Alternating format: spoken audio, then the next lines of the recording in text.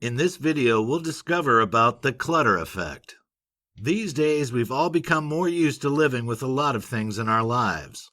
Yet those things can get out of control and can lead us to feeling overwhelmed, becoming less productive, struggling to focus, and lacking in motivation. This is the clutter effect. Yet many people have no idea just how disorganized their lives have become. They've become so used to juggling the many elements in it, from relationships and children to careers and friends, that they can't see the woods from the trees. Eventually, though, the confusion will become so great that they won't be able to function effectively at all. Therefore, knowing what clutter actually is, how to identify it, and how to eliminate it lies at the heart of achieving overall happiness and success. What is clutter? When you think about clutter, you probably imagine piles of magazines and paperwork strewn over your countertops and mounds of junk on the stairs waiting to be taken up. It's true that this is clutter, but it's only the physical kind. Your mind can become cluttered too. Intrusive thoughts, an ongoing list of must-dos, regrets of missed opportunities, unfinished work, and worries about things that might never happen are all examples of mental clutter that make us feel out of control. The less organized your mind becomes, the less you feel able to deal with the challenges that life throws your way. There is an endless cycle formed between physical and mental clutter. The more disorganized your mind, the more disorganized your home, workspace, and life in general will become. Meanwhile, if you're living and working in a cluttered environment, it's inevitable that your mind will become cluttered and disorganized too.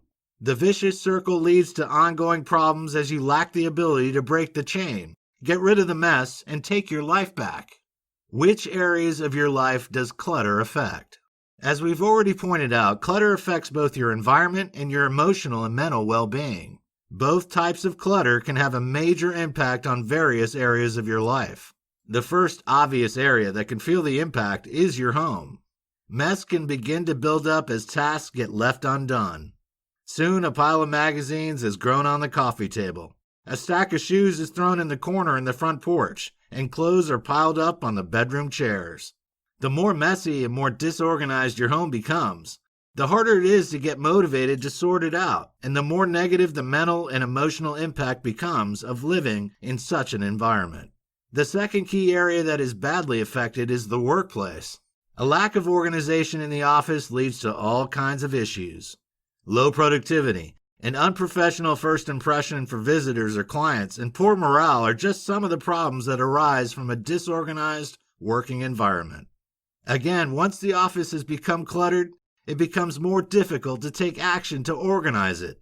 As the mess mounts up, the worse the associated problems become. The third area that feels the impact of clutter is your personal relationships. This is something that can often be overlooked when considering the effect of disorganization on your life. A messy home puts a strain on your family life and can lead to serious tensions with your partner, children, or other loved ones. A disorganized workplace can make working relationships with colleagues, employees, or managers more challenging and can lead to disagreements that cause long-term problems in your career. Not only that, but clutter in friendships can lead to toxicity, further stress, and even more obligations that need to fit into your already overloaded schedule. What causes clutter? There are many causes of clutter. Some are physical and others are emotional or mental. Some are also a lot more obvious than others. Perhaps the first and most obvious cause of clutter has to be excess physical possessions. Most of us are guilty of accumulating items simply because we can't bear to get rid of them, even if we don't really want or need them. There are gifts that we receive for birthdays and holidays, souvenirs from vacations gone by. Odds and ends have piled up over the years that should really have gone in the trash, but which have, inexplicably, been put in a drawer or on a shelf for later and allowed to remain there. The trouble with this type of clutter is that it builds up slowly over time, so you don't really realize how much it has gotten out of hand until one day you look around and see the extent of the problem. The second cause of clutter is having excessive commitments in your schedule. We've already mentioned how busy modern lives have become. Whereas in the past, lives were much simpler. People went to work, came home, spent time with their family or their friends, and then went to bed ready to do it all again the next day. These days, there is so much more to consider. Careers have, in many cases, become considerably more high-pressured, with the expectations placed on workers at all levels much higher than ever before. Family lives are also more complex than ever before, with many people having divided or blended families. Struggling to fit in contact with children, dealing with stepchildren, or having to handle an ex-partner along with a current one can all increase the pressures on everyday living. Then, of course, there are all the other elements that weigh on our minds.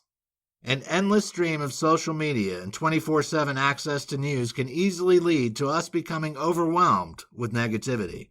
Meanwhile, we feel the pressure to make the most of our limited leisure time by caving into the demands from friends, colleagues, and family members to attend different events and participate in various activities.